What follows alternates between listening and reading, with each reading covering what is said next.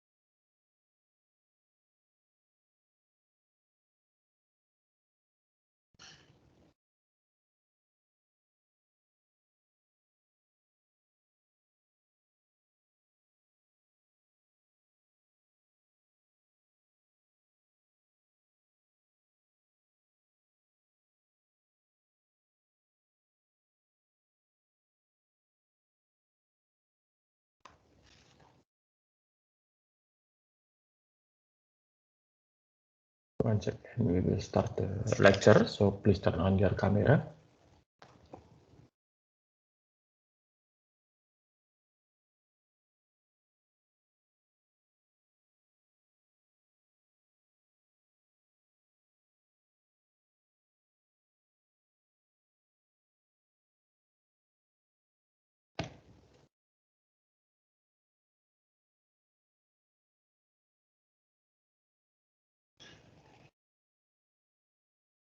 Gladys, can you hear my voice? Yes, sir. Okay, so where is the other mic? They didn't turn on. Guys, we will start the lecture soon, so please turn on your camera.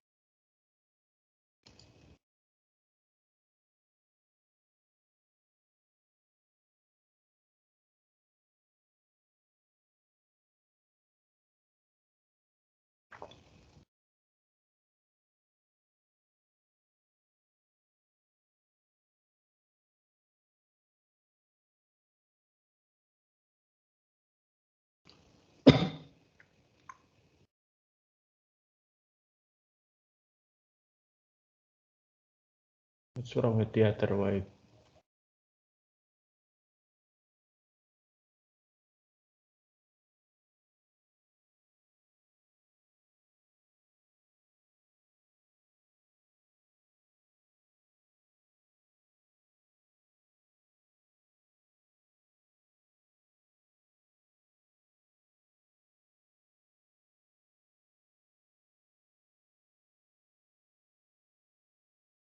Gladys, can you contact the other to turn on their camera, please? In my device already turned on their camera, sir. Oh. Okay. Okay, but it's only me. Okay. Thank you for that. I'll try to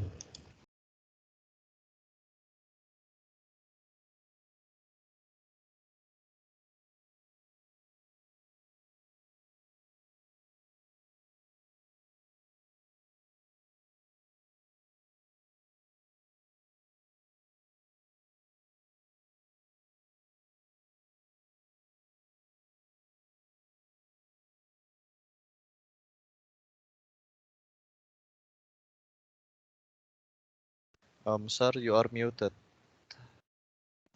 Okay. Yep. Thanks. Okay. So thank you for getting patient with me. Okay. So before we start our lecture today, I would like each group to present their assignment on the digital transformation that I gave you a few weeks ago. Okay. So let's start with group 3. Jonathan, Hildegard, and Eleonora, please present your assignment.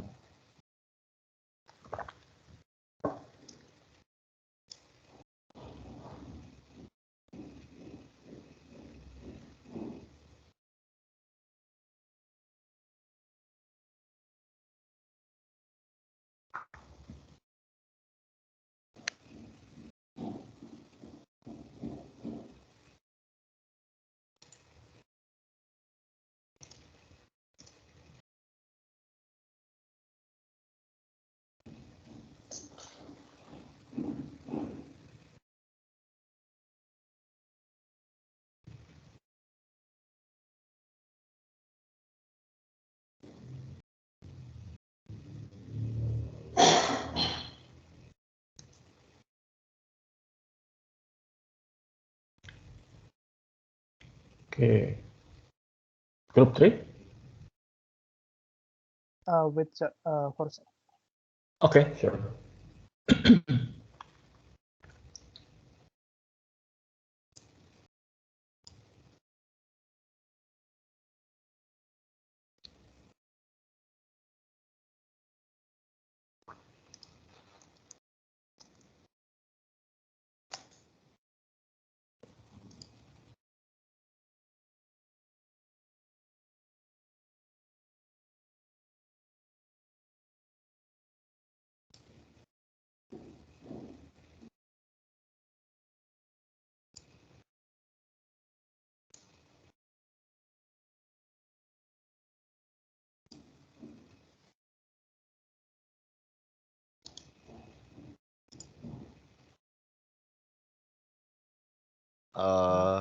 Good morning, everyone. Good morning. This is our assignment for the business change. The first one is mine. On Sunday 12, I interview one of my friend. He has a business that maintain in Jalan Lurak Baru, Block B, no, number 3. The place that he started sell trendy apparel, but we can also request what our custom own clothing if we want to. He start the business to make local product to be known widely to the Indonesian citizen, and also he was aiming to go to the international with his own brand. And before the COVID pandemic hits, the business took place offline, but now the business is can find available online. So the difference between offline and online, if we offline, we can try to look the place and we can try the clothes to ourselves before we buy it. But now online, we can just show it to the online image. So, but in online, we can avoid the virus and also to adapt to the environment. The business shopping platform use such as Tokopedia, Shopee, Facebook, and also Instagram to use it to advertise, so many people can see and might be interested to buying them. Um, the business is now all over the market of Indonesia, and my conclusion is many business is struggling or even forced to close due to pandemic because it has very less customer than before the pandemic happened. And to avoid it, we can try to buy selling the items online to survive. So the second is mine. It is from Toko Semeru Makassar, Jalan Sarapo, number 91 Gayatri, Butung, Kecamatan Wajo, Kota Makassar, Sulawesi Selatan. The store sells furniture, electronic stuff, and kitchen utensils, and many more. Semeru store has been operating since 1970. Was only able to open its second branch in 2017. It took 40 years to open second branch. As long as we're online using the marketplace without opening another branch and without additional cost, people outside the island could buy goods from the Semeru shop. At the beginning of pandemic, things became very difficult, especially when PSBB policy that required business lines outside of health had to close. Inevitably, the situation also made the turnover of the Semeru store decrease drastically. Ryan, as the owner, did not stay silent. He saw a shift in people consumption patterns from offline shopping to online shopping. Ryan finally focused more on selling through the online system and formed a special team to develop online sales through the marketplace. Toko Semeru use online shopping platform like Tokopedia, Shopee, Lazada, Facebook, and Instagram, and his official website. Business process that affected from offline to online, like what I said before at the beginning of the pandemic, made the turnover of Semeru store drastically. Then Ryan, the owner, opened Semeru store in marketplace. He's actually in early 2020, I formed a team that is focused on developing online. Well, it turned out coincided with the pandemic and PSBB, where shop had to close. So inevitably, everything was shifted to online, and it turned out that online sales increased rapidly during this pandemic, said Ryan. Then, after Ryan opened Semeru store in marketplace, Semeru store turnover increased by 85%. It is from Tokopedia, but now if someone want to buy some furniture or kitchen utensil, people can come and buy from the store itself. In conclusion, this COVID-19 pandemic has caused Semeru store turnover went down, but because the innovation using marketplace like Tokopedia or Shopee and his website, it helps a lot for the store. I think nowadays we have to innovate to survive in this era. And next is the Pamela 6, which is located in Candikapang Street at Condong Catur. This store is about grocery store that sell finished or consumer goods such as food, drinks, and full range of household healthy care, daily necessaries like tissue, toothpaste, shampoo, and etc. In this grocery store, they didn't sell fresh food such as frozen food like nugget or fried rice, meats, vegetables, fruits, and so on. Before this pandemic COVID-19, this grocery store only served direct purchase or the customer come to the store. After this pandemic, they also provide an online purchasing through their application or their website.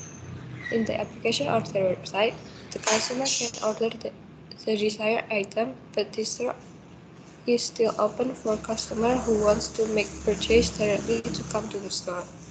I think they use their own application, but maybe they also provide purchase through the marketplace or through other applications such as Grabmart that provide by Gojek or Grabmart that provide by Grab company. So in my opinion, the COVID pandemic has caused Pamela's supermarket store, or maybe not only Pamela grocery store, but also all grocery store can update or can keep up with this change era that all things can be done using online or technology. That's all. Thank you, sir.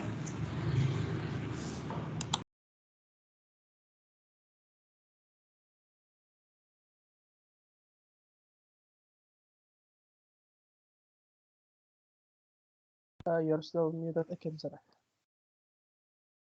Okay, so good. Thank you, Group 3. So this is a good examples on how three different businesses with three different line of products, clothing, electronic equipment, and also a supermarket managed to deal with the pandemic, and utilizing electronic channel for supplementing their traditional business. So it's much easier with non-perishable item like clothing or electronics, but it's much more critical for fresh products like fruits, vegetables, food products, that dairy perhaps, that being sold by a supermarket, and yet they manage. And with the fresh produce, there will be limitation on delivery, logistic, because they only can survive for certain period of time.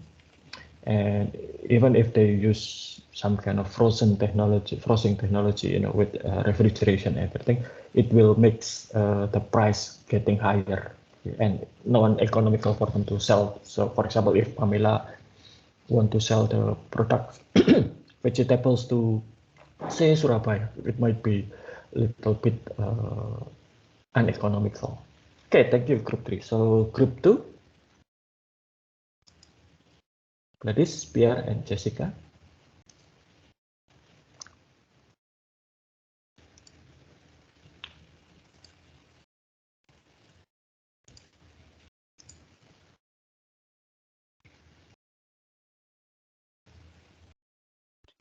So, good morning, everyone.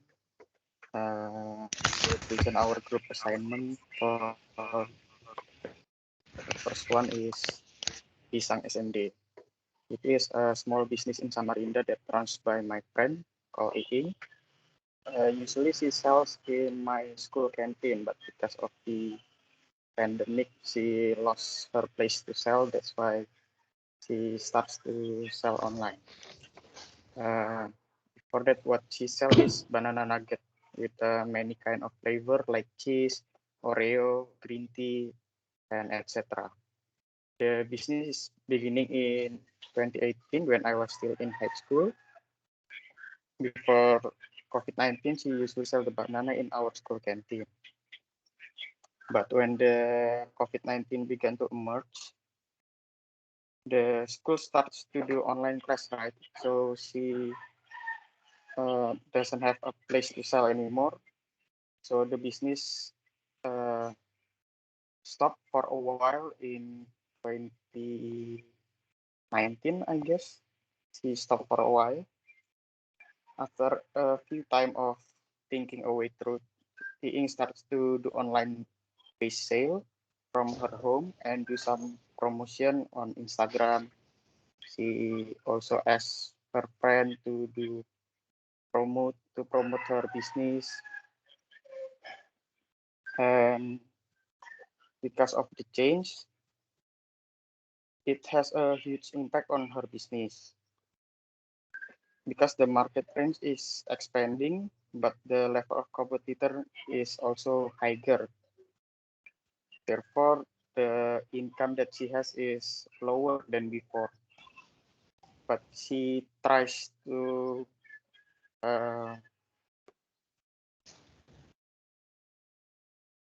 increase her income by adding Batagor in the menu. So that way she can make more income.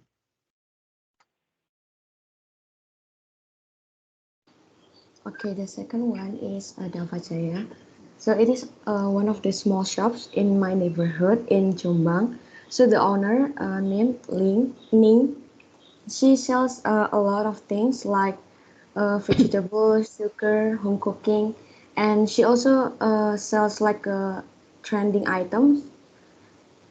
And she started her business in 2019.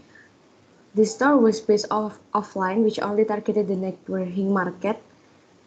But after the pandemic, she tries to increase the sales by doing a promotion through Facebook and WhatsApp. So many changes have occurred in the process of moving from offline to online, such as the presence of technology that was not previously used, a wider target market, sales strategy, and the most importantly, sales. She said that the sales when done online generate much higher profits than if only sold on offline at home. So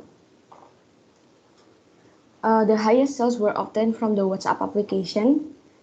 She said that the difficulty at the beginning of selling online was not having a sufficient number of friends or contacts to become the target market. As time goes by, people know more and more so that the business can grow itself. Next will be by Jessica. And the third one is Topoki.smd. Topoki.smd is a food store in Samarinda. Owners start selling using our social media, Instagram as a promotional media, but as the business grew, the online business turned into a offline business. And they opened a small food stand.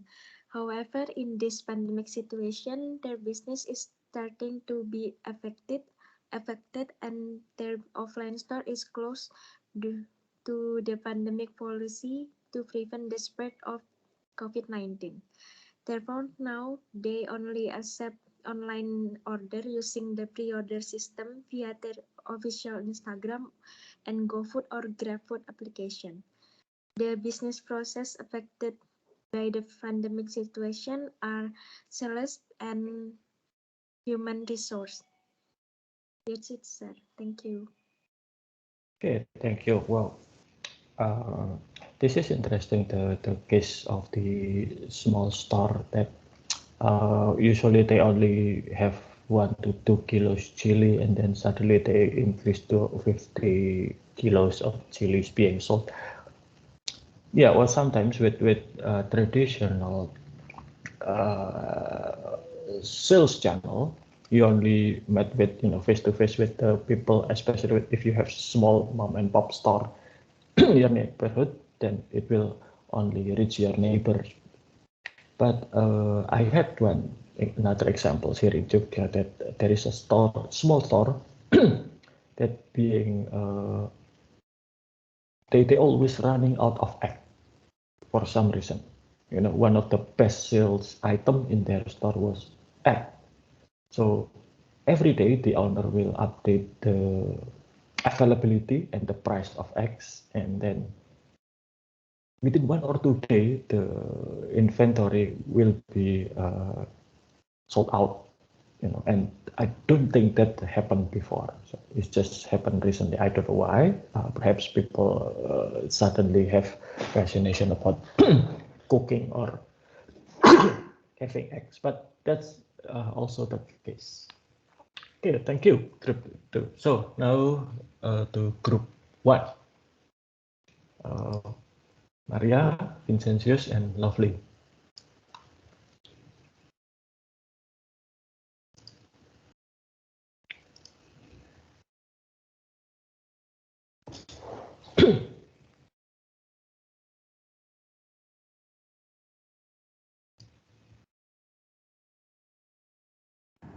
So, good morning, Mr. Samyaji and friends. The first one that I will talk about is Aerostreet. Aerostreet is a shoe brand founded by Aditya, a small and medium enterprise entrepreneur currently booming in market. Started from selling school shoes, and he sells his shoes from products offline from shop to shop.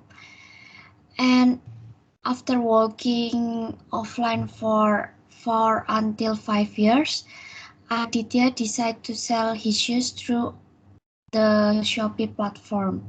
Joining Shopee in November 2019, Aerostreet is slowly increasing shoe sales through online and offline. Entering the COVID era, before the pandemic, he sold his shoes physically and online, and due to the economic restriction by the government, he changed sales to online by utilizing the e-commerce platform or Shopee, the website they created, or https aerostreet.co.id, and also via Instagram @aerostreet. The most noticeable difference following transforming the business process from offline to online is that it does not acquire a greater cost for a store, but the profit obtained is more incredible. It is evident from its sales, which have grown by more than 100% since April. He also managed to keep his production workers with regular salaries without affecting cuts and reduction in the workspace. He said that it was through Shopee's e-commerce that it is increased business to enter e-commerce globally. Thank you, sir.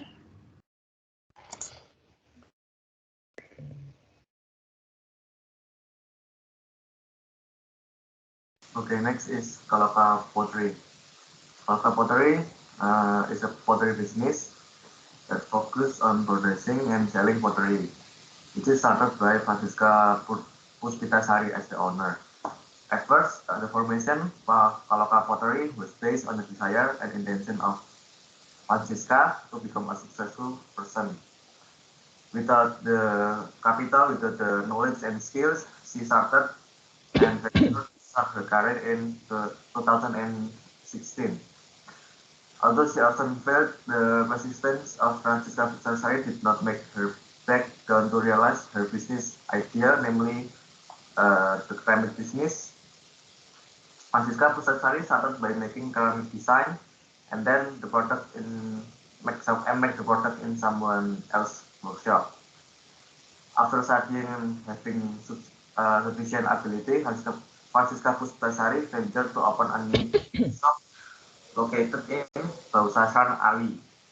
The store opening turned out to have received a lot of good and solid support from his friends and employees. After opening the shop in 2017, it did not make the pottery shop sell well at first. At first, the sales were very few, and it was even difficult to pay the employees.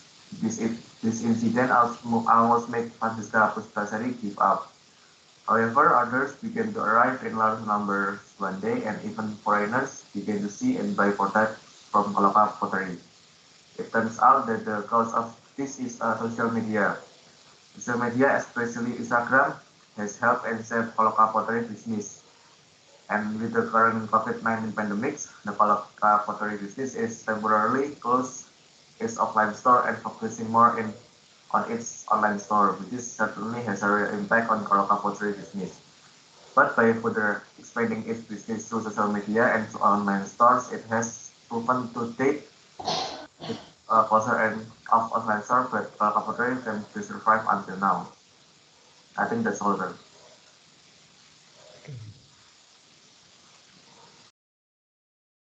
And the last one is Cemara 4. Since I live in Salatiga, so I decided to choose a small business from Salatiga. Cemara 4 is a small business that produce and sell ginger drink products called Sekoteng that established in 1975 in Salatiga, Central Java. Sekoteng is a traditional drink from Central Java that consists of sugar, ginger, sweets, raisins, jelly, and herbs and spices, or we usually call tengkueh. Since it was first established, this business has used traditional methods with minimal help of the modern machines. Therefore, many people say that Cemara 4 still have that kind of homemade taste that makes them miss their hometown. In March 2020, the sales of Cemara 4 products have experienced a drastic decline in turnover because this Salatiga city is empty of visitors, so there are no buyers that came to purchase at the gift shops. So the owner of this business decided to make an innovation to keep up with the times, hoping that it can help to recover the declining product sales and reach a wider community. So they decided to change their business process into online by using social media, which is Facebook and Instagram, to promote their product. and one marketplace, which is Shopee, to sell their products. In conclusion, the sales of Cemara 4 products can be quite effective with the online business concept because it is proven that this business can reach more customers. Its turnover remains stable and even increases during the pandemic. However, as we all know, business change to online needs more attention, especially in sales marketing on social media and marketplaces. Suppose if Cemara 4 social media is not actively promoting by uploading their latest product or promos, their followers on social media will quickly get bored and not interested in discovering more about Cemara 4 products. Therefore, online business is strongly influenced by its marketing system. I think that's all from our group. So, thank you. Okay, thank you, Group 1. That's good. Just a bit information about Kaloka Potri. I know the owner. She's a friend of my wife. She's not really, unexperienced or unskilled because she used to be the designer of a very expensive handbag brand Dowa. She has experience in these things, so probably that's the story that you heard, but it's not entirely true. Just so you know, regardless, and that still a good presentation. Okay, thank you, Group 1. So yeah, you can see that based on your first assignment, how a lot of small business need to adjust, to the pandemic situation with various lockdown difficulties in reaching customers.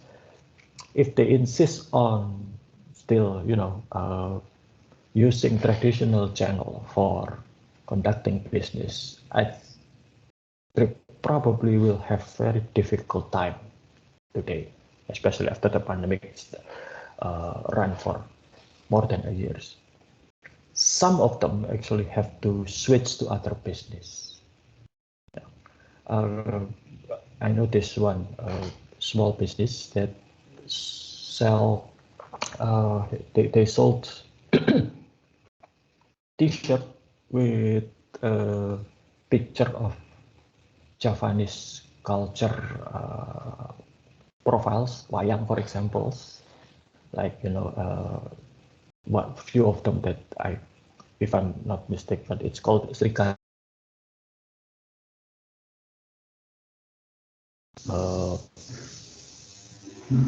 Profiles, take a selfie of herself, and many others. The main target for that T-shirt were tourists, and immediately after the COVID-19 began last year, his store was in Malioboro, so a small store in Malioboro. So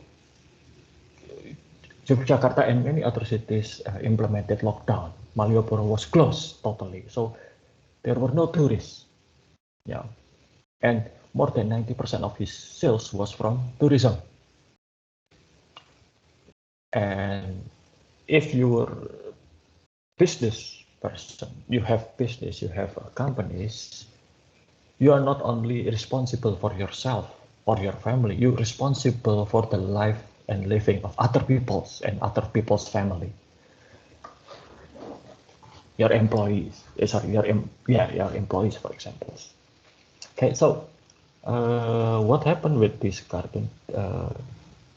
After a while, he switched to sell traditional food, lemper. Okay, he got the family recipe, and usually the lemper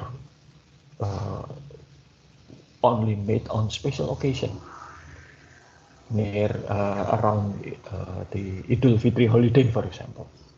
Okay, and it was made in the spirit of cooperation. So asking the neighbors to help, and then share the result among themselves. Non-commercial things. just like arisan, just like any other rural activities. But then this guy that had this shirt business started to commercialize this lumber. So they went into full production.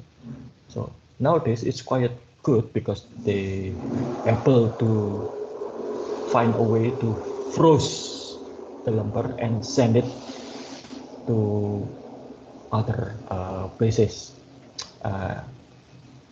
He had experimenting with sending the lumber to Sumatra, but it's very limited because the courier themselves could not take that to other island without the risk of ruining the food. But as long as it's in Java cities, he could send it, and it's quite good because the lumber itself is good. And so, and he used the power of social media. He's quite young, and he immediately the business become larger, and he could keep his employees, switching them from making t-shirt and delivering t-shirt to become delivering the lumber, dealing with logistic. The cooking side still being managed by her neighbors. Okay, so that's just another example. Okay, thank you. That's good. Now let's start our lecture today. We will deal a bit about a bit technical, IT infrastructure and emerging technology. Okay, I assume last week almost all of us being affected by the problem with the biggest internet service provider in Indonesia, Telkom. Any of you having problem with that? Okay, most of us. I did having problem. And last week I make the class into asynchronous because I have to interview about 25 people. So these people, they were applicants for Australia Awards scholarship, and I had to interview them to determine whether or not they deserve to receive scholarship. And the interview was conducted online, and a lot of them came from eastern part of Indonesia. So there were problems, and the internet condition was not helping. So I had to switching from my home internet to my mobile phone to another providers just to overcome the problem. So now we will see the infrastructure side, the technical side, if you like. Okay, why did you need this? Okay, why did you need to know the infrastructure? Because if you're working as on the business side of the companies or the financial side of a company, one of the things that you need to understand is the infrastructure of IT in terms of what really required, and the price of this. Okay, there are two types of IT people. The first one is the type that they try to get everything as cheap as possible. Why use that? Why buy ready to use computer? We can just buy the components and assemble ourselves. It's much cheaper, it's much better quality, and so on and so forth. Or why did we need to buy, for example, Microsoft Office? We can use Open Office that it's free, for example, things like that. That's on one side. On the other side is the type of IT people that I call gold-plated solution. So every time they want to buy something, they want the best, and usually the best translated into the most expensive alternative. And sometimes what they asked was not really required. Okay. I remember one of my partner back in the days saying this: BMW is a great car. You know, any BMW car, a great car. Nobody will argue.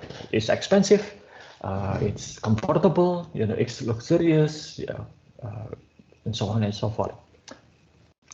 And it has the one of the best engineering technology for automotive in the world. Nobody argues.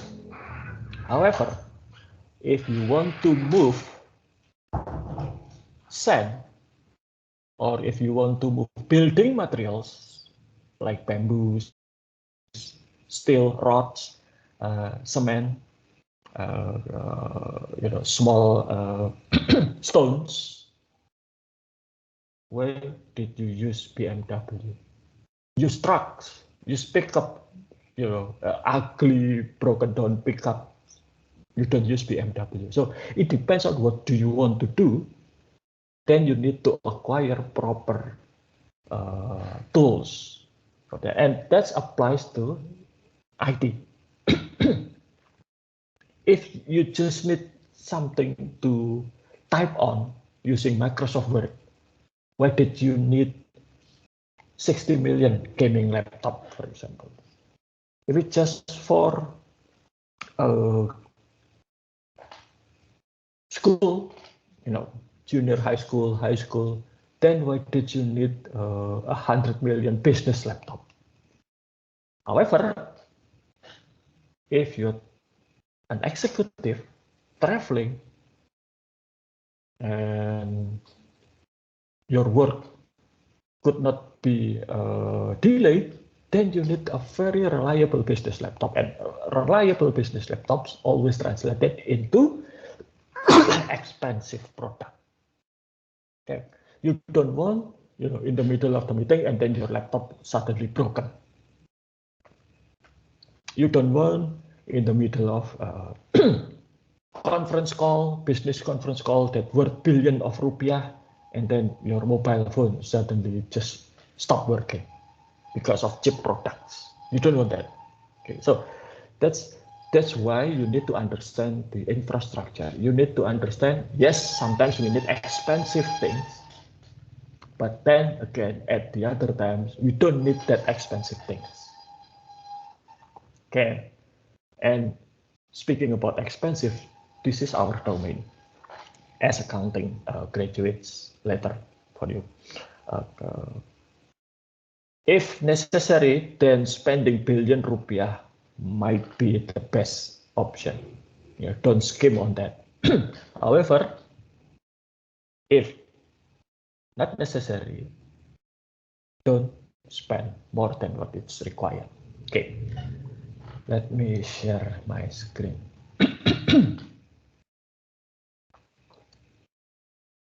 Okay, can you see this? Yes, sir. Okay, thank you. So IT infrastructure and emerging technology. So what's infrastructure?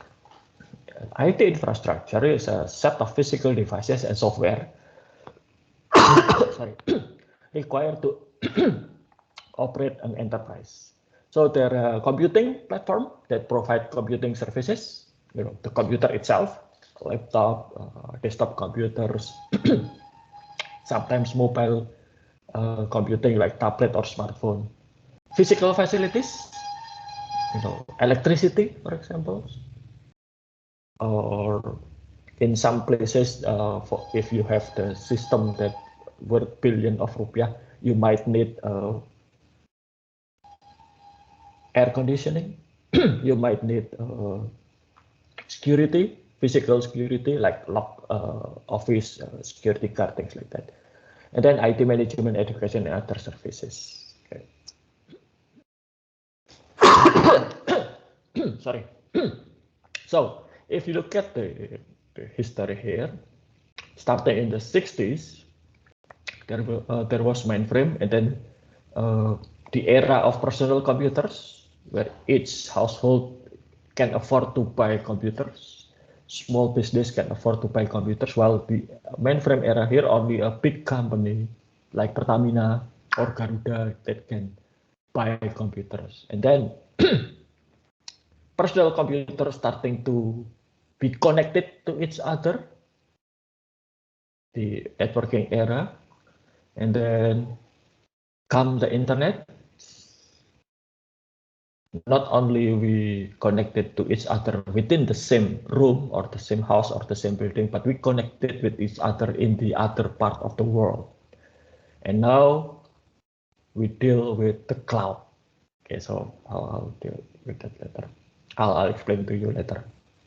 So this is a typical website, if you like, if you have internet banking, for example, if you have marketplace application like Tokopedia or Bukalapak, this is the typical architecture of the system. So there's you, the client here, and there is the internet here that connected everybody with everybody, and there is a web server. So every time you visit Tokopedia, every time you visit your internet banking, okay, you are facing with the web server. Web server is what? It's a dumb server. Dumb in the means of it's unintelligent server. Okay, so what web server did? Web server will listen. So they stay silent and listening to any request. Okay. So when you request something, so for example, you visited detik.com, you want to know celebrity gossips, for example. So you ask detik.com or any other website or Kompas or whatever, please give me the latest gossip on this celebrity. So the web server will look into the storage and try to find the file that you requested. If the web server can find it, the web server will serve or give you the file. And then after the web server gives you the file, it will return to silent and listening to other requests. As you may imagine, a PC website like Detik, Kompas, or any other PC website, Tokopedia, will have million or even billion requests. Give me this file, give me this file, give me that file, give me. Okay. So that's basically how web server works. Like I said, it's dumb. It can only serve what it has in the storage. So, for example, if you want a celebrity gossip, but the web server doesn't have it, then it will give you an error. The most popular error was 404. The number 404. It means the file that you requested does not exist in this particular server. Okay, and there are many other errors as well. Okay, so obviously, if you're listening to my explanation, web server could not serve you with internet banking application or marketplace application like Tokopedia. Okay, so where are those application reside? It's in application server. So for example, you want to transfer money from your internet banking account to another account, or you want to buy something and pay it with your internet banking account. Again, you still made that request to web server, but the web server already told if you find this particular request, do not serve anything, but pass the request to application server. So for example, if you requested money transfer, the web server will not try to find a file that called money transfer here, but instead the web server will deliver the request to application server. This is where your internet banking actually happens. So the transfer request that you want will be processed here, the application. If you want to buy something from Tokopedia or Bukalapak, it will happen here, not here. Okay, so and then there's another system here, which is the data. So for example, your balance will be here, your personal data will be here. Okay. Application server will retrieve data from here and then process the data. And then after, so for example, you want to transfer money to some other account, it will be done here. It will reduce this amount of money in your account and transfer it to another account. Okay. And then the result, the application server will deliver the result to web server. Web server accept the result in form of file, and then will deliver the file to the client who requested the transfer. Your transfer was successful, your transfer was not successful, or whatever the result is. Okay, so that's how it works. Okay, now this architecture is called the multi-tier or n-tier architecture because there will be more than one web server, and there are more than one application server, and there are more than one data server here. And they are not necessarily need in the same location. The web server might be in Semarang, the application server probably in Jakarta, and the data server might be in Batam. It's possible. Okay. But if it's small company, then probably the web server, application server, and data are in the same machine. Okay, that's also possible. But in larger company, enterprise, things like the bank, airline, marketplace, then definitely the web server will be different in different location than application server and data. Okay. And it's quite secure. Why? In order to access this data, you need to go pass through this layer of servers. Okay. So if a bank, for example, having their website hacked, and somebody changed the picture or something, then it will not affect the banking activities because the application are separated from the web server.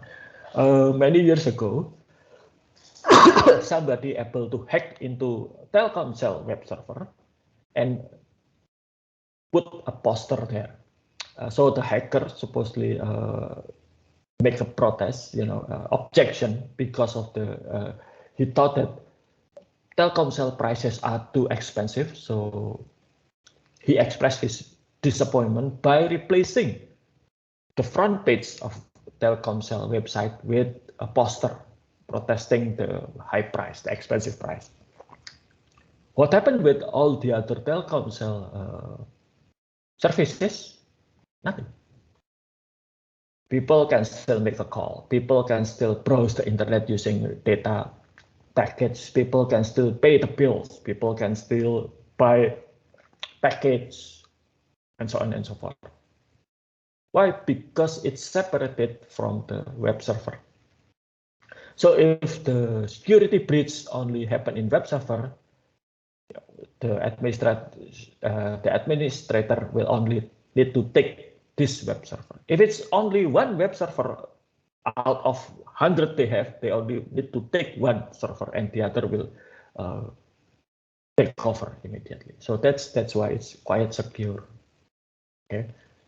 Embarrassed, perhaps, little bit joke, become a laughing stock of Indonesian people. That could be it, but everything else will be secure. Now, you probably heard about the data leak, and also when I thought you already did that for your assignment last week. Data leak. Okay, so how data leak could happen? Okay. It's simple. Here, if you look at the arrow here, the servers here supposed to be set like this. So, for example, application server, they will only respond to requests from web server, and the type of request that they need to respond is also limited. Okay, so here, and then this data here, they will only respond to requests from application server and nothing else. If somebody from web server asking data here directly, it will be rejected. So nobody can access here directly. They need to go through web server, application server, and this thing like it. Okay, that's why it's quite secure. The problem was sometimes, no, not sometimes, most of the times, they forget to close down this part. So somebody else getting through and able to access this. And it's even worse. Sometimes they forget to lock this from the outside world. So somebody found this over the internet. Access from the internet should only be happen here in web server, not application server, not data server. Okay, so that's how the internet system work. Okay, now what's the driver of this infrastructure evolution? First is the Moore's law and microprocessing power. Okay, computing power double every 2 years. Okay, so computer chips is consists of component called transistor. We will see that in a bit. So every year, people are trying to shrink or decrease the size of transistor. Currently, if I'm not mistaken, the chip, a lot of chip, especially in mobile phone, that made by Samsung or Apple, that they use chip with transistor size 7 nanometers. And Samsung and other chip company trying to shrink that even further.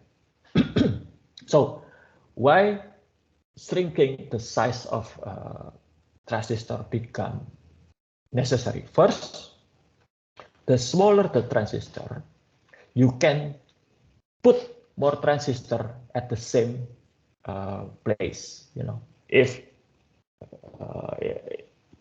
2 years ago in the same chip you can put 1,000 transistor, today you probably able to squeeze another 1,000. So the same size chips, you will have 2,000 transistor instead of 1,000. Obviously, the current chip have billion of transistor rather than 1,000.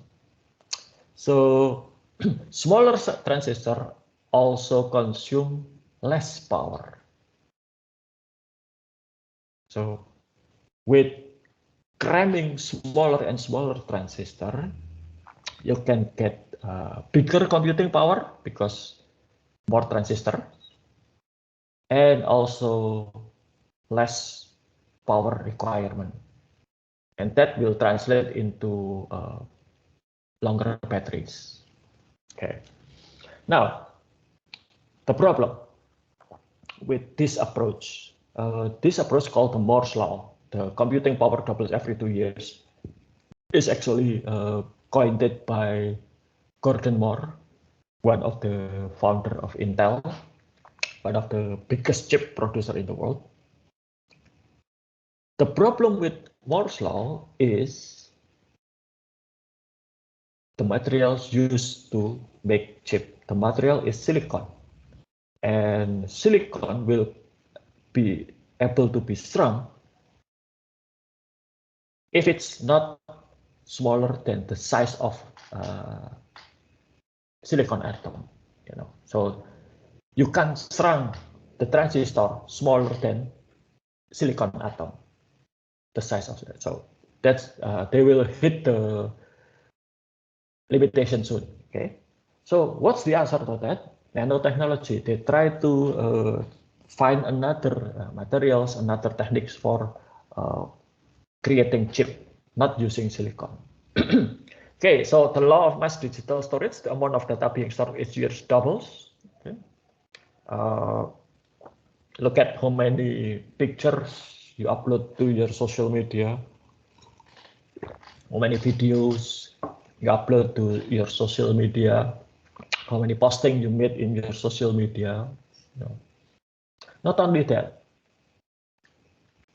every time you turn on your mobile phone, you immediately create data. Just by attending this lecture, for example, you create data. I obviously will take your attendance today, and it will create a data. I record our lecture today. That's another data. I upload the recording to YouTube. That's another data. Okay. So that's the law of mass digital storage. Okay. And then there's Metcalfe law and network economics. It means the bigger the network, either computers or person that related and connected and also work together, the bigger the network, the power of that network will grow exponentially. Take a look at the social media. Okay. A few years ago, there was a social media called Path. Okay. The problem with Path is Path only limit the number of relation a member can have to 150. Compare that to Facebook, for example. I know that you probably use Facebook less and less, but Facebook limit the number of relation is way bigger than Path. It's somewhere in the 8,000 relation compared to just 150. That's why Path immediately lose the competition because they could not keep up with Facebook or their derivatives, Instagram and WhatsApp. Take a look at TikTok, for example. How many people join TikTok? Why did you enjoy TikTok? My daughter enjoyed TikToks very much. So that's the value of networks. Okay. It could be used for positive activities or negative activities. Declining communication costs. Although people often complain that the cost of internet package are not really cheap, but it's way cheaper than what it used to be. When the internet for mobile devices started, for every kilobyte data, it costs 5 rupiah. So 1,000, so 1 megabyte of data will cost 5,000 rupiah. 1 giga, which is 1,000 mega, will cost 5 million rupiah. Now, if you buy data package for a gigabyte, how much is cost now? Significantly lower than 5 million rupiah. Okay, so it's cheaper. Okay, standard. A lot of people, a lot of organizations establish standard. Standard means with technology that one device could talk to other device. You can send picture you take with an iPhone to somebody that open and manipulate that picture using laptop, Windows laptop, for example. Your Android phone can send data to Macintosh computer, things like that. Okay. So here's the falling cost of chips. In 1965, the beginning of Moore's law, okay, one transistor price is $10. Yeah. Nowadays, in 2018, one transistor costs 110 million. So it's significantly lower. Okay. So this is nanotube. This is the material that I told you to create new type of computer chips. It made with carbon, another abundance substance in the world beside the silicon. This is the cost of storing your data. Okay. With $1 in 1950, you can only have less than yeah, almost 0 giga. But now, in 2018, sorry, with $1 you can get almost 100 gigabytes of storage. The cost of internet communication. Okay, next. So, what are the components of IT infrastructures? Obviously, number one is computer hardware platforms, then operating system, we'll discuss this one. Enterprise software application, data management and storage, networking telecommunication, internet platform, and consulting system integration service. Okay, computer hardware. So if we talk about hardware, we talk about two different sides. The server side or the client side, the user or the server. If it's user, should it be desktop computers or laptop or even mobile? Smartphone, tablets.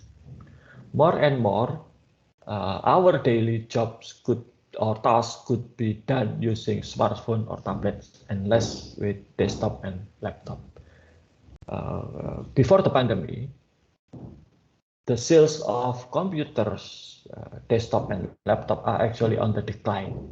But then after the pandemic, it's rising again because the school from home, work from home criteria. And then there is servers, there is mainframe, different type of hardware. Operating system. At the server levels, there are 2 or 3 competing platform. Windows, from Microsoft, Unix, this is the remnant of mainframe era, and also Linux. At client level, there is Microsoft Windows or Mac OS for desktop and laptop. There is Android and iOS for mobile, and for cloud computing, there is Google Chrome operating system, not Chrome browser or Chrome operating system. If you ever see the chip computers, chip laptop calls Chromebook, then that's the one. Okay. Enterprise software application, this is application for managing enterprise. We will discuss this later, like SAP and Oracle. Data and management storage. If we only have like 1 terabyte data, it's simple to manage that. But company like Facebook, Google, Microsoft, they have Amazon, sorry, even Tokopedia and Bukalapak, they have data in the level of thousands and thousands of terabytes, million terabytes even. Okay, they went to exabyte or petabytes scale of data. So they require specific technology. They require specific hardware and software to manage those many data. Okay. And there is networking. With our experience with Telkom, it shows that we really need to pay close attention to the internet service provider that we selected. Okay. Internet platforms, this is for developing internet-based application. Okay. For example, you probably at home using your mobile phone for accessing internet, or somebody, install the routers for your internet from your internet service provider, and so on and so forth. Okay. And then consulting and system integration services. A lot of people working in this area. So many large company enterprises, they don't have sufficient expertise for developing integrated information system. That integrate sales with production, with human resource, with research and development, and so on and so forth. So they need consultant. And you wouldn't believe the price of these consulting services. It's quite high. Okay. And there are a lot of leading consulting firms. So if, for example, I know that one graduates from Gajah Mada University that work for this consulting firm, that person doesn't really have computing skills. No, you know, he was not a programmer, he was not IT guy, you know, he's just ordinary accounting graduates, you know, no computer skill. But he understands accounting process completely. Okay, he's good at that. Remember your accounting information system subject. So what he did for this consulting firm, goes to client and then see the client works, documented the accounting process, and then reporting that accounting process to the consultant. And he was paid quite handsomely for that, just to report. So what about the revenue cycles? Could you tell us about expenditure cycles, things like that? So he documented all those and then reported the result to, and then the consultant will use that report to build solution for the client. Okay, so that's why you need, you know, that why as accounting students you need to understand this. It's for your future career if you want to have career in this field. Okay, and then the mobile digital platform, the smartphone, the netbook, tablet, computers, digital ebook readers, wearable device, smart watches, you know, smart glasses, and so on and so forth.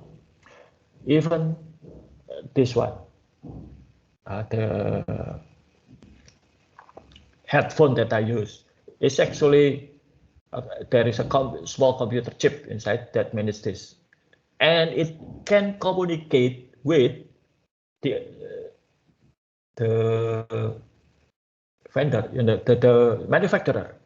So I found out one day that actually my headphone calling or sending data to the manufacturer.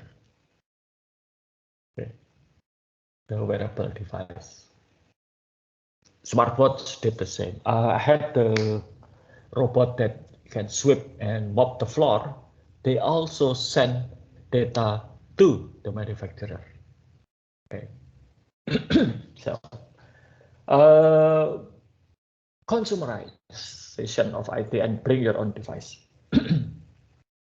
Nowadays, you will see that people use iPhone, for example, for their works, or iPad, which is, you know, quite common. But the first generation of iPad that was released in 2007 was not actually for work.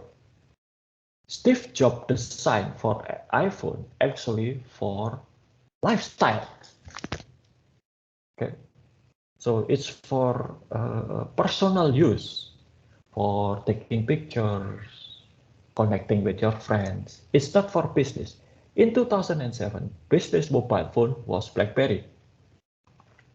So at first, a lot of people refused to, well, not a lot of business refused to use iPhone because it's not for business.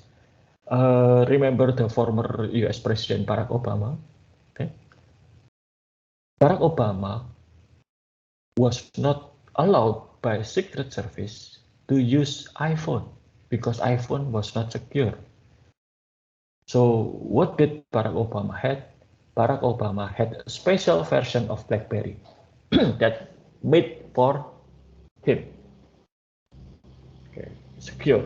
That's why. And BlackBerry also known for its security. A few years ago, Sony Pictures, the company that make movies, was hacked. And at that time, BlackBerry was out of fashion. Nobody used BlackBerry anymore. So Sony Pictures was hacked. What happened was they found out that the hacker going through the system using mobile phone used by executive and employees of Sony Mobile.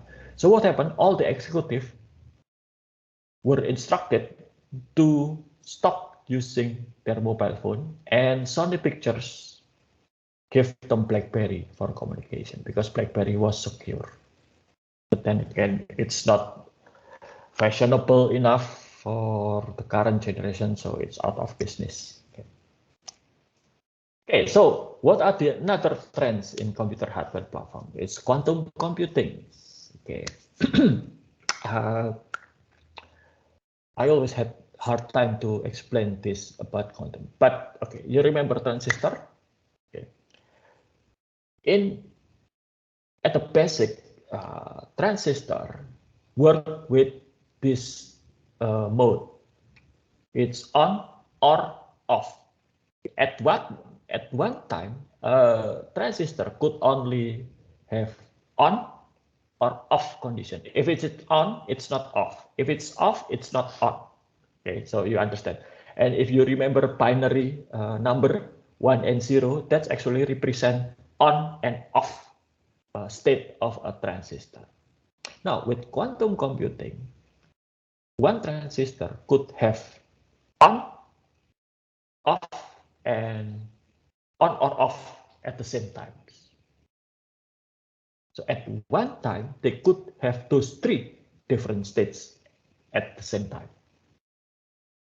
Don't ask me to explain further because that's the best I can explain. So instead of just one condition on or off, quantum computing could have more than one condition at a time. It could be on or off or on and off at the same time. Okay. And then another part is another trend is virtualization. Okay, so what virtualization? Virtualization is like this. So okay. Oh, sorry. This is your typical computers. You have one laptop, one operating system, Windows or Mac OS, and then you have application run on top of operating system.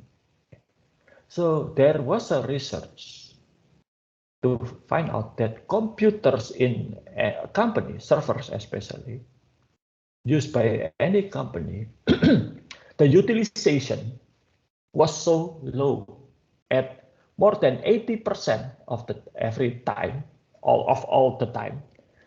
The servers owned by any company was actually idle, doing nothing. So only 20% of their capacity being used the whole time. So virtualization, this screen here, actually you can have more than one virtual server on one physical server. So like this, you still have the same hardware, but in that hardware, instead of only one computers, you will have more than one computers. Okay. Each computer will take turn to process data. So if you have this, for example, this is for sales, this is for manufacturing, and this is for human resource. They will be on the same computers, but 3 different virtual. Okay, and they can run at the same time. With virtualization, the utilization of server can increase from 20% to about 70 or 80%. So it's more value for the money. Okay. Another trend, cloud computing. Okay. Take a look at Facebook. Take a look at Instagram. Take a look at TikTok, YouTube. If you have video or you have a picture, you can upload it to YouTube or Instagram, and it will stay there. Okay. You don't need to store the video on your hard drive, on your computers. It will be there. Okay. So with cloud computing, companies allow to minimize IT investment. Let me use this for an example. For example, if you start your company, you have like 100 customers, then you only need 1 computer. But then your business improve. Sales are going through the roof. You need more servers. You need more computers to serve your customers. So you buy another computers. You may see and you may remember, buying computer is not an easy process. Okay. Well, buying smartphone is not an easy process. You have to, find the best smartphone on your budget. That you have this much money and you want that kind of smartphone. You have to match them. It takes probably a day or two to decide, I want this smartphone or I want this laptop.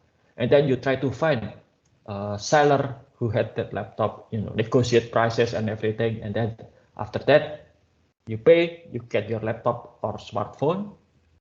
And it's not immediately available to you. You need to install everything. You need to set it up. If it's laptop, it could take about a day to set up. If it's mobile phone, probably a few hours. Few hours that you cannot use that new smartphone or new laptop for your works, right? Okay. Now, you buy more computers because your business improving, your business expanding. You have more customers, you have more products.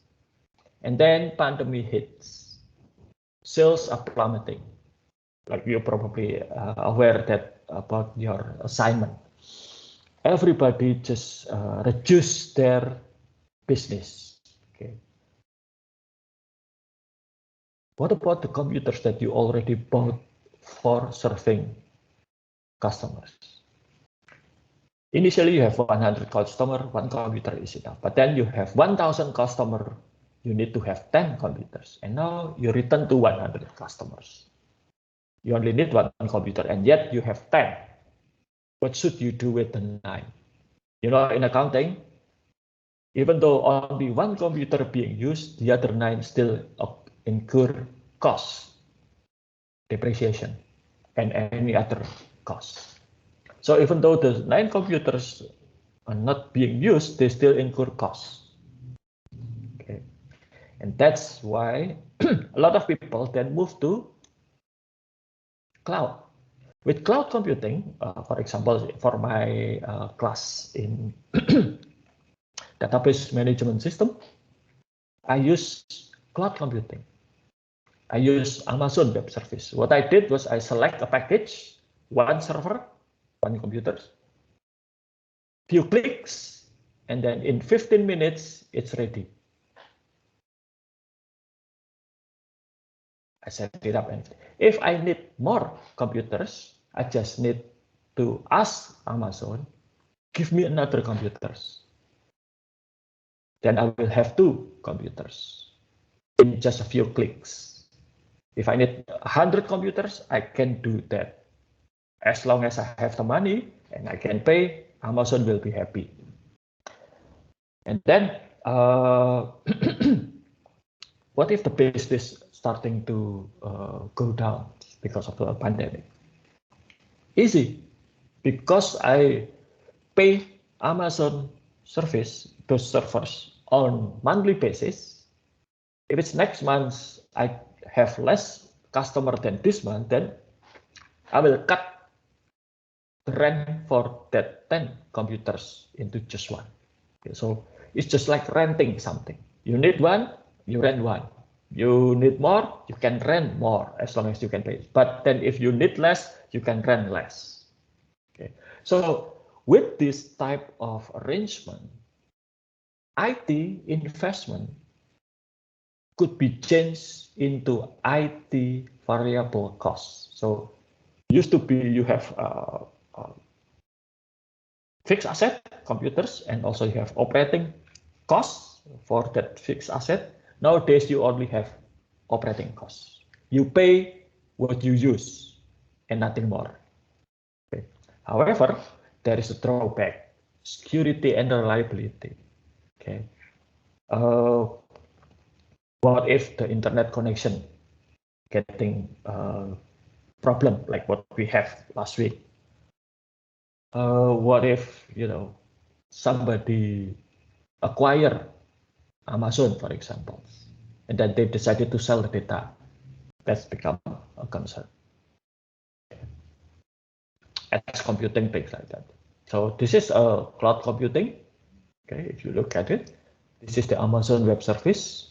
Everything is there. If I need, for example, application service, I just pay for this. If I need this, I just pay for this. In fact, currently for Amazon Web Service, I only use this one. So I only pay for this part. But if I want, I can have another or other services. As long as I can pay them, I can have it in just very short time. Okay.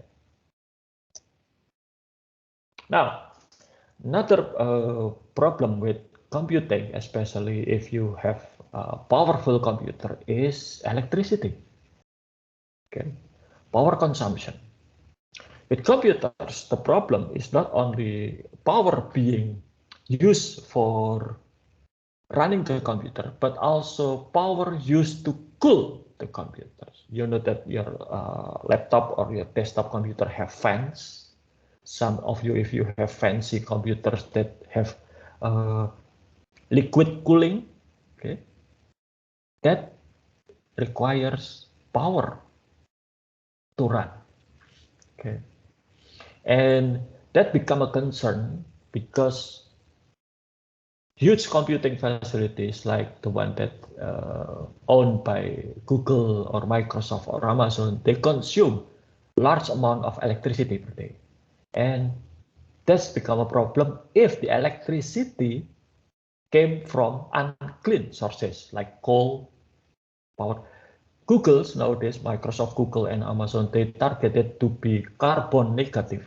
It means that they will consume electricity from renewable energy sources like wind, solar, or any other clean energy. Okay, and also reducing power consumption. Okay, and then there is a current trend with Linux and open source. We'll discuss open source later. This is critical for you. Okay, and with the emerging of cloud computing, people tend to outsource IT function. Okay, so instead of you build your own software, you buy. In most cases, it's cheaper to buy than to develop yourself. Okay, we will discuss this in more details when you enroll in information system analysis and design course. Okay, so I'll leave it here. Okay. Now, okay, I already mentioned you an example about the firm, string, or grow. IT needs to be flexible and scalable. If you grow, you need to have bigger capacity immediately. But then if you shrink, you need to reduce the capacity immediately. Okay. So the problem with traditional IT infrastructure is, you have to buy in physical, and that takes time. Buying server could takes time between the purchasing until it's ready to be used for about few months, 6 months, typical. Okay, you have to wait 6 months to have additional computing power. But with cloud, as long as you can pay within like maybe 15 minutes, it will be ready. Okay. And there is the management and governance. Okay, who controls the infrastructures? If it's cloud computing, what happened? If you use Amazon, for example, my Amazon service at this time were located in Singapore. Okay, so it will obey Singaporean law. What happened if, for some strange reason, the government of Singapore wants to open the servers and take a look at my database classes? Nothing I can do. Okay. Or for example, Amazon suddenly went bankrupt and they sell all their equipments. What happened with my data? Nothing that I can do. Okay. So making wise infrastructure investment. Okay. If it's under investment, it could be problematic because you will have less power. But if it's over investment, then you will have unused capacity. Okay, that's not good for business either way. Okay, so it's rent or buy. That's why this is what I said to you in the beginning of this lecture, that as an accountant, you need to understand this. Are we under-invest or are we over-invest? Are we spending enough or are we spending too much? Okay. And from time to time, especially if you buy something expensive, you need to understand the total cost of ownership. Let me give you these examples. When I was a head of computer laboratory in our faculty, I insist, well, not I, but we at the faculty of our faculty insist on buying computers, branded computers, Hewlett Packard. Okay, so in 2007, for example, we replaced all the old computers in our lab with the new computers. Hewlett Packard computers at the time cost about 7 million rupiah per unit. And that's not include the monitor. If you factor in the monitor, it will cost like 9 million rupiah. Okay. At the same time, I also bought my own personal computer from different store, not the same store as the faculty bought the HP computers. The same specification, different brand though, and also the same monitor, again different brand. It cost me like only 5 million rupiah, 2 million less than Hewlett, but it was non-branded computers. Okay, so I have to buy the components individually and ask somebody to assemble that for me. 5 million. 2 million is quite significant price difference. So what happened? After 6 months, one by one, my personal computer's components start to be broken. So it's something problematic with the CD drive, and then a few months later, the hard drive, just stop working, things like that. The 7 million computer, or 9 million if you include the monitor, were able to work for 7 years. So the computer that we bought in 2007 being replaced in 2014, 7 years. And why I did at that time, we selected that particular brand of computer because it has 3 years warranty. So for example, when I was head of computer labs at the time, every time the new computer is broken, I just call the service center, hey, your computer is broken. They will take the computer, fix it, no cost whatsoever for 3 years. If something broken, they will replace it. No question asked. 3 years for that. So even though the initial cost is higher, but the running cost is much lower. And that's the total cost of ownership. You need to understand, and if you take factoring the 7 years usage of that computers, that really a bargain. 9 million, 7 years, compared to 5 millions only last about 2 years. I have to completely replace all my personal computer after 2 years. So per year would be 2.5 million. While the HP computers, 9 million, 7 years. That's less than 1 million a year. Only 50%. Okay. So that's today's lectures. Any question?